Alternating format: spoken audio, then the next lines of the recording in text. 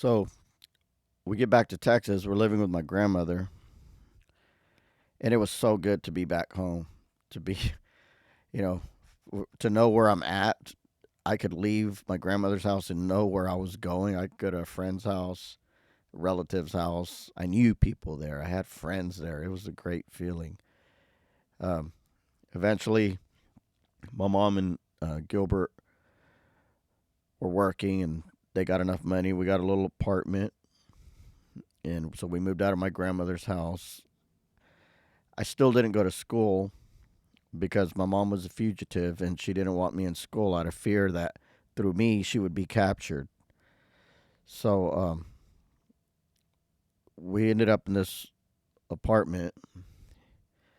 I turned 16 years old.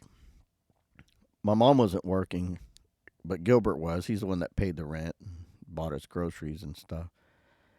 I didn't like staying at this apartment because they would drink and they would fight. And I already knew how violent Gilbert could be. One day I was at a friend's house and it was in the afternoon, and another friend pulls up and her mom was driving because we're young. We're only 15, 16 years old. She jumps out of the car crying and she's panicked and she's freaking out. She's yelling and she's saying, "Hey, I just went looking for you at your apartment, and there was police there, an ambulance there, and there was blood everywhere. Something happened to your mom. You need to go." And oh man, I freaked out. I took off running, went to the apartment. The police and ambulance were gone by now, but I had the key. I got in. There was blood. I didn't know what happened. I, you know, anyway, my grandmother ended up going over there. She told me that Gilbert told her that my mom had gotten drunk and jumped out of the two-story window, which I didn't believe at all. A few days later, my mom gets home from the hospital and she tells me that he tied her up with pantyhose and threw her out of the two-story window. She survived, but he threw her out of that window. I was so mad. I was so mad. Anyway, I stayed there only when I absolutely had to. I would stay at any friend's house, any relative's house I could stay at, but I did not want to stay there with them. One day, um, I believe it was in around September because my birthday was in August. My mom came home real drunk one morning. She'd been out all night, and she pulled something out of her purse and she says, "Happy birthday, son. I'm so sorry I couldn't give you anything for your birthday, but I got you this." And she hands me a loaded 357 Magnum. And I asked her, "Where did you get this?" And she said that she was walking down the street and some man, they were having a party or something, and some man yelled at her and told her, "Hey, you want to come party with us?" So my mom went. And she said when she sat down on the couch, she felt a lump under the couch cushion. And she reached under there and it was that gun. So she put it in her purse and left. And then she came home and gave it to me for my birthday. It had 6 chrome hollow point bullets. These bullets were chrome all the way. There was no copper looking lead in the front. There were just solid chrome hollow points. Something you kill a werewolf with or a vampire or whatever. I was like excited. Wow, this is the coolest thing I've ever owned in my life, right? So I carried that gun with me everywhere. But when Gilbert found out I had it, of course he took it from me, and I was scared. I Gilbert with a gun. It was a scary thing. One night, they were fighting, and the neighbors called the police, and I was there, and I remember the police coming to the door, and Gilbert grabbed me and took me out the back door, and he had the gun. And he told me that I better not say a word. And I just knew that if the police came out after him, he was going to either hold me hostage or he was going to shoot me. But luckily, my mom told the police that she was home alone and they must have got the wrong apartment. So we went back inside and everything was all right. Sometime after that, I looked around when Gilbert was at work and I found the gun and I left. And I didn't go back. I didn't go back to that apartment. I didn't want to be there with him. Like I said, I only stayed there whenever I didn't have anywhere else to stay at all. Well, that happened. So this night, I'm there. I had a bed that was in the dining room. I laid in that bed. All I had was a white sheet. I put the pillow over the gun, or the gun under the pillow. And I closed my eyes and I just said to God, please, just let me go to sleep and wake up in the morning so I can leave. That's all I wanted to do. I closed my eyes and I hear a door slam.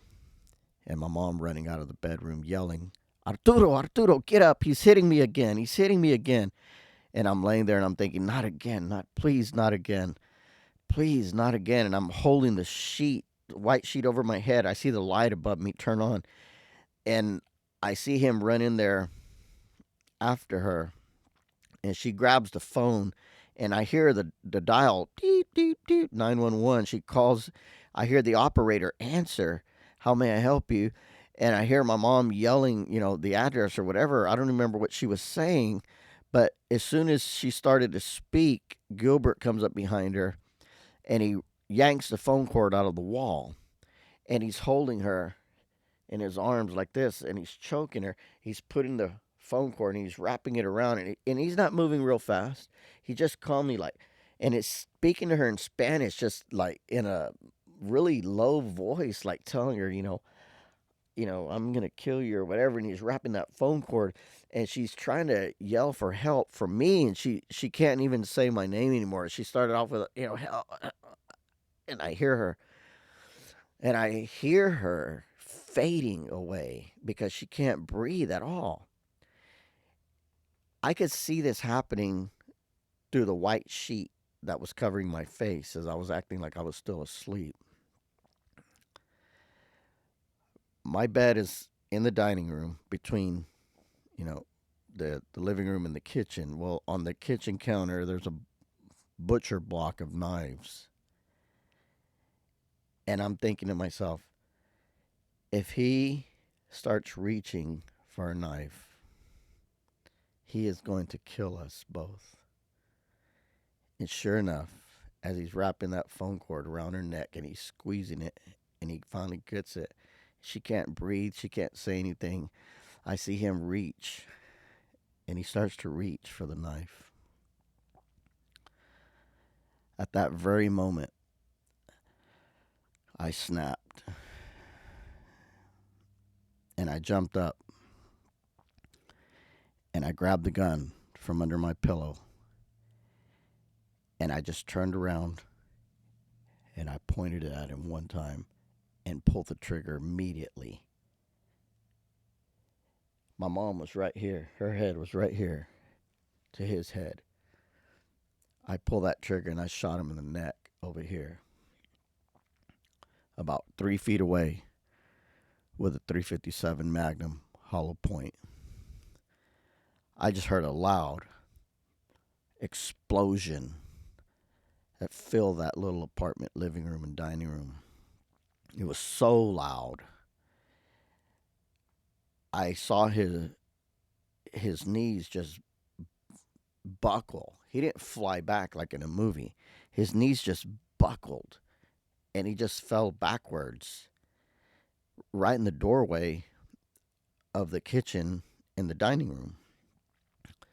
My mom pulls the phone cord off her neck and I see her mouth moving. I can't hear what she's saying because all I hear is a loud ringing in my ear. And she's yelling something at him.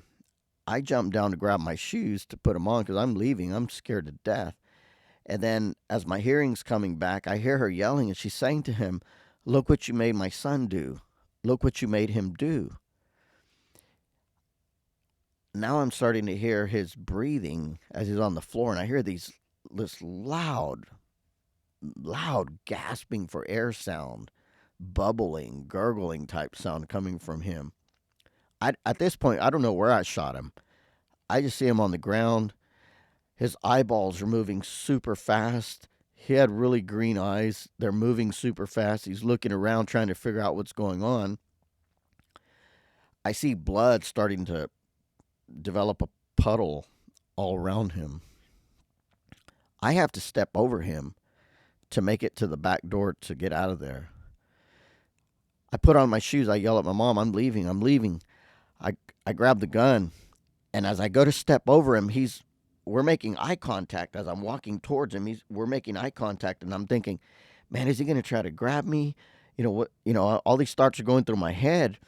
And as I step over him, I pointed the gun right at his head, and we looked at each other eye to eye, and I told him, "Don't even fucking think about it." And he didn't try to do anything. I passed him. I almost slipped in the blood. I ran down the stairs into the dark alley behind our apartment. And as I ran down that alley for maybe 5 seconds, the alley teed off. It's super dark. There's no light in this alley. It tees off, right? I'm running, and all of a sudden, this man jumps out in front of me, and he stops me, and he's doing this, and he's saying, "Hey, what time it is?" And I see him looking around like this, and I'm thinking, are you freaking kidding me? This dude is going to try to mug me or whatever he's going to try to do to me right now after I just shot somebody right there, and I'm going to have to shoot him too. This is not going to look good on me. And the alley is gravel. It's made, a bunch of little rocks, and I'm running. So when he runs out in front of me, I go to stop. Well, I slide, and as I'm sliding to stop, I reach and I pull the gun out of my pants. And as I start to pull up, I say, "It's this time right here." And that man's eyes got so big, all I saw was the whites of his eyes. And he just said, "Whoa, whoa, man, whoa." And he takes off running back where he came from. And I kept running forward and ran all the way down numerous blocks to my best friend's house. And that was the night that changed my life forever.